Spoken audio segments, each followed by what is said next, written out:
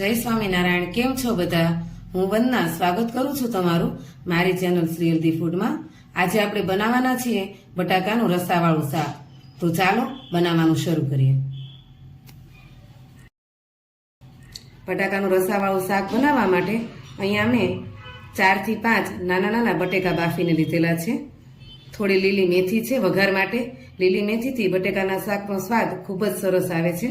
તમારી પાસે જો લીલી મેથી ના હોય તો તમે કસૂરી મેથી અથવા સૂકી મેથીને શેકી અને લઈ શકો છો। લીમડાના પાન અને ટમેટું। તો ચાલો બનાવવાનું શરૂ કરીએ। સૌપ્રથમ એક પેનમાં તેલ મૂકશું। બટાકાના રસાવાળા શાકમાં તેલ આપણે થોડું ઝાઝું લેવાનું છે। અહીંયા 2 થી 2.5 પાવડા જેટલું હું તેલ નાખું છું। તેલ ગરમ થાય એટલે અડધી ચમચી જેટલી રાઈ એડ કરશું, અડધી ચમચી જેટલી જીરું,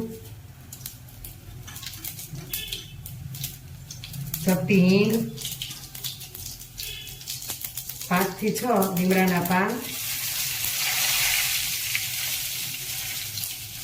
ઝીણી ઝીણી ચોપ કરેલી લીલી મેથી,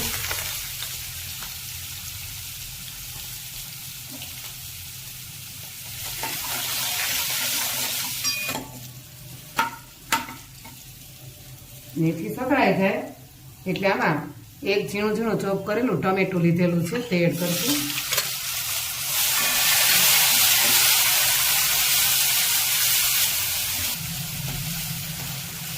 ટમેટાને તેલની અંદર એકદમ ગ્રેવી ના થઈ જાય ત્યાં સુધી ટમેટાને સાતળવાનું છે।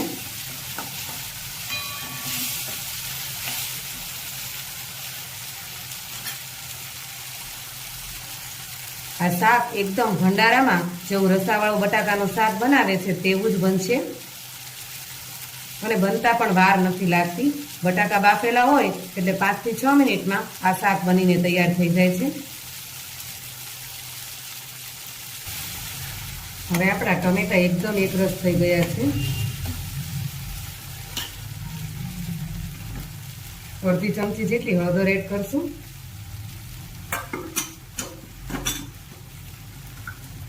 1 થી 1.5 ચમચી જેટલું લાલ મરચું પાવડર એડ કરશું। તમે જે પ્રમાણે તીખું ખાતા હો એ પ્રમાણે મરચું લઈ શકો છો। બટાકા બાફતી વખતે આપણે મીઠું એડ કર્યું હતું એટલે અત્યારે સ્વાદ પ્રમાણે જ મીઠું એડ કરવાનું છે। અહીંયા હું અડધી ચમચી જેટલું મીઠું એડ કરું છું। ચપટી ખાંડ એડ કરશું, અડધી ચમચી જેટલું ધાણા જીરું પાવડર એડ કરશું। બધા મસાલાને બરાબર મિક્સ કરી લઈએ।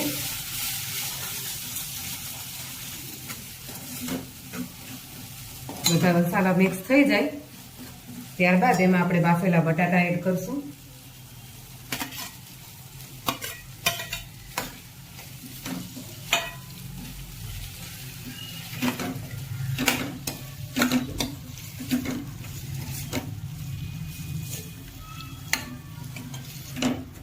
હવે શાકને મસ્ત રસાવાળું બનાવવા માટે આમાં અડધો ગ્લાસ પાણી એડ કરવાનું છે। તો અડધો ગ્લાસ જેટલું પાણી એડ કરશું।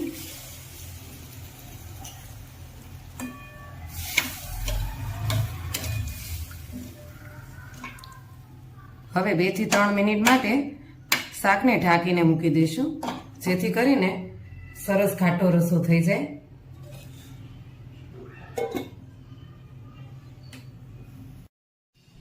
હવે 2 થી 3 મિનિટ થઈ ગઈ છે તો જોઈ લઈએ આપણા શાકને। તમે જોઈ શકો છો તેલ બરાબર છૂટું પડી ગયું છે અને એકદમ સરસ ઘાટા રસાની સાથે આપણું બટાકાનું રસાવાળું શાક પણ બનીને તૈયાર છે। ફ્લેમ બંધ કરી દઈએ ત્યારબાદ આમાં અડધું લીંબુ નાખવાનું છે।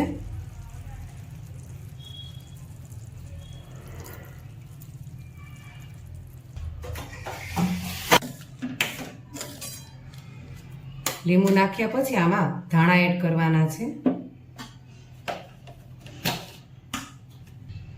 ઝીણા ઝીણા ચોપ કરેલા ધાણા એડ કરશું।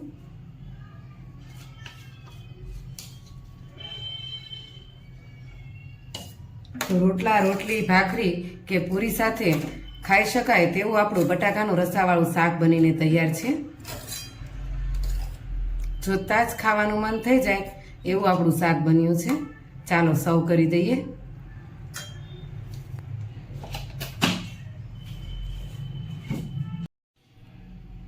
તો આપણું ચટાકેદાર ગ્રેવીવાળું બટાકાનું શાક બનીને તૈયાર છે.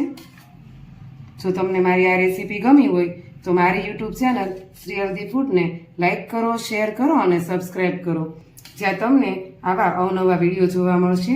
અને હા, બેલ આઇકન દબાવવાનું ભૂલતા નહીં, જેથી તમને મારા દરેક વિડીયોની નોટિફિકેશન મળતી રહે. અને કોમેન્ટ જરૂરથી કરજો તમને મારા દરેક વિડીયો કેવા લાગે છે. ફરી મળીએ નવા વિડીયો, નવી રેસીપી સાથે. જય સ્વામિનારાયણ.